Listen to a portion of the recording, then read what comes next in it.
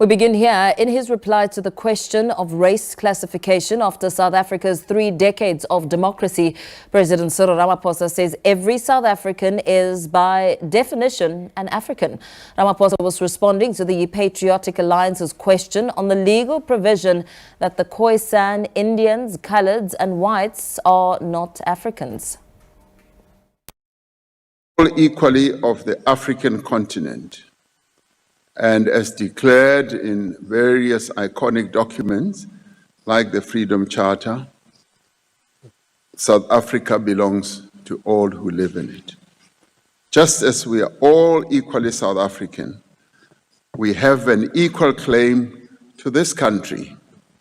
As we work to overcome the racial and other divisions of the past, we have put in place what I would call legislation and other measures to redress the effects of discriminatory laws and practices and conventions that used to take place in this country.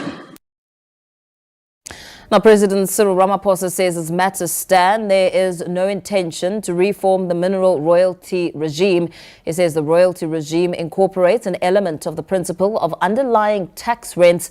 The president was responding in the National Assembly to ANC MP Dumiseni Ntuli's question on infrastructure and economic diversification in line with the World Bank report. Rate is applied to the sales value of a mineral and is determined by a formula that varies to profitability as well as to whether the mineral has been refined or unrefined. When a mineral is refined, more taxation is paid. There is a minimum rate to ensure that even if profitability is low, the country is still reimbursed for resources that are extracted. In this way, government collects more corporate tax revenue and mineral revenue, royalty revenue rather, as well as other taxes. During the commodity booms, this leads to a higher level of taxation.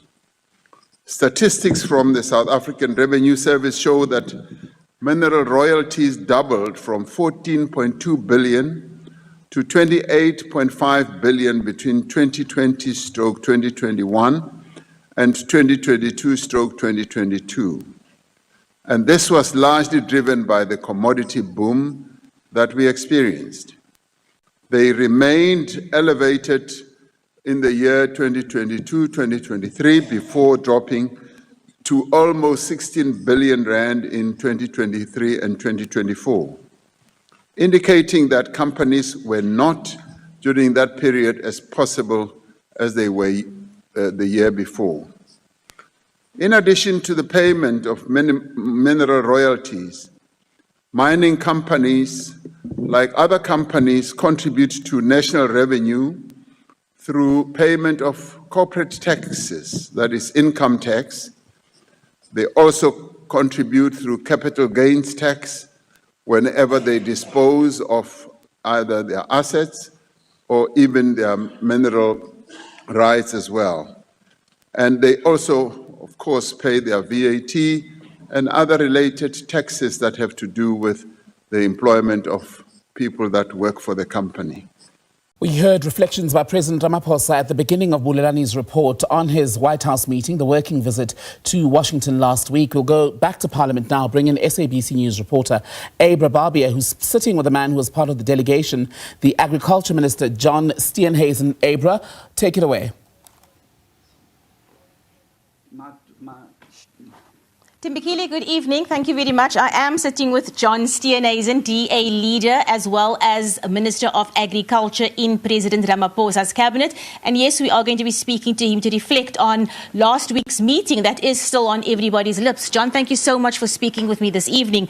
My first few questions are going to be to you as Agricultural Minister. Sure. So we just heard the President saying in the House now, I mean, there have been lots of questions to all of you. Have any deals been made? Has anything been signed? And the President just said that the objectives of the objectives of the visit were achieved, and those are largely around investment and trade.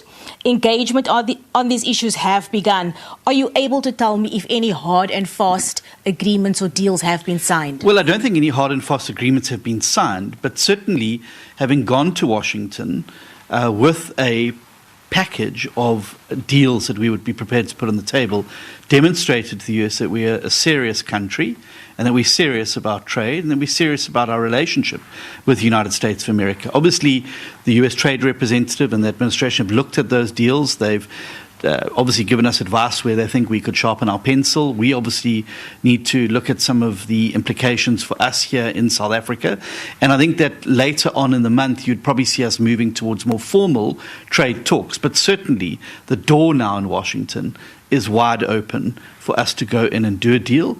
And I think that we have hopefully been able to avoid a July 30% tariff increase because we also have things that the US needs, and we mustn't discount that. Strategic minerals. We've got excellent quality agricultural goods that are counter-seasonal to the US. So things like citrus is required by US supermarkets. And I think we've got a good offer to sell. And obviously the Americans are looking to see how they can correct some of the trade imbalances that they see. And I think that we can find a deal. Mr. Steenhuisen, what specific message did you as Agricultural Minister have to the U.S. delegation? And I remember you and I was in one of your press conferences not long ago when we spoke about citrus dal and the impact that the non-renewal of AGOA would have on so many farmers in South Africa. Did you raise this issue? Yes, of course we raised these issues. And, you know, it's a point I've been making from the beginning. Although the US market is only around 4 to 7% of our total agricultural exports, it's very heavily concentrated in citrus, table grapes, nuts, and wine.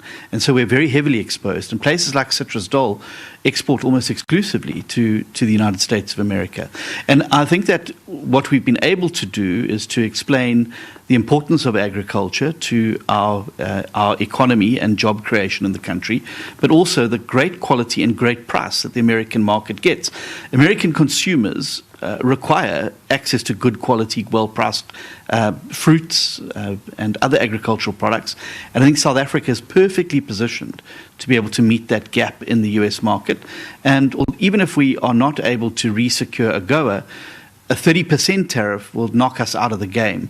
We can live with a slightly smaller tariff, which allows us to then compete with other countries who have a similar tariff barrier into the US.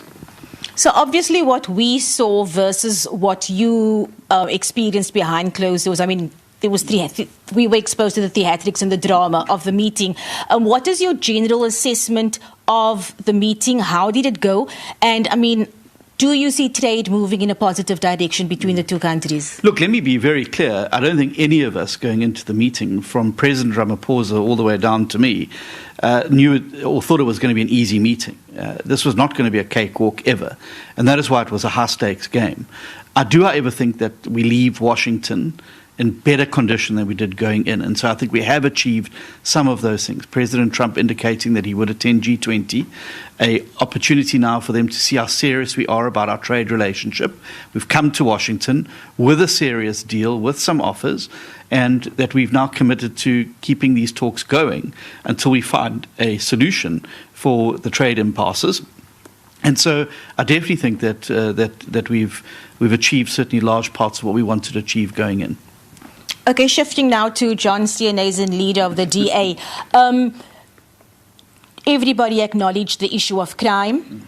You acknowledge the issue of crime on farms that not only affects farm owners but farm workers, black farm workers as well.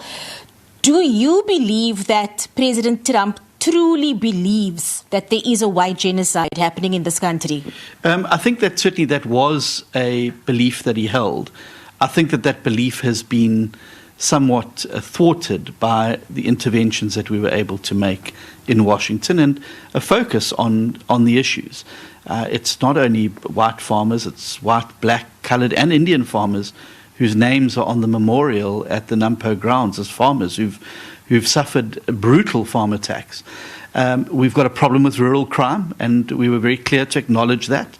It's not normal, and we should never normalize 62 people being murdered every day in a country that's not at war.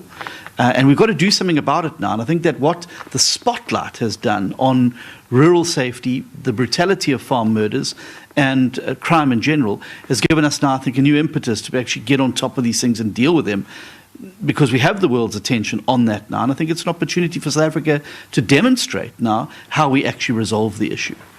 Just quickly, you mentioned the daily crime rate. Did you feel like you were thrown under the bus by Mr. Rupert? That's what some people are saying. No, I think it's a very unfair characterization. Look, I think Johan was trying to demonstrate that, again, it's not white people who are bearing the burden of murder in South Africa, that if you look at the crime statistics, it's mainly black and coloured young men who bear the burden of crime, and the latest release of crime statistics are there. And I think the point he was trying to make is that it's not just white people. He did send me a text afterwards, where he said he clarified what he was trying to say, but I certainly didn't feel thrown under the bus. I think that we were very lucky to have Johan Rupert with us. He obviously got very good connections and contacts in the White House. And certainly over the lunch and during the meeting, it was absolutely net positive having him there. Just briefly, we don't have much time. On the DA's stance on the Expropriation Act and the court case, that still stands. How do you reconcile the conversations that you had in the US with your stance on that? Well, what we were able to say is that this thing is going through a process like any other constitutional democracy, where people are unhappy with a law that has been passed, and we are unhappy with the expropriation bill or act in its current form. You're able to review it through a judicial process. And I think that's a sign of a strong democracy. I don't think it should be something we shy away from, that we will have a court interpretation. And I think that is the best outcome for that particular situation. John Steenhuisen, thank you so much for your time. That was DA leader and Minister of Agriculture, John Steenhuisen, just giving us a little bit of insight as to what exactly happened at the Oval Office last week. Tembekile? Abra Barbia, thank you very much for that conversation. Abra reporting from Parliament this evening.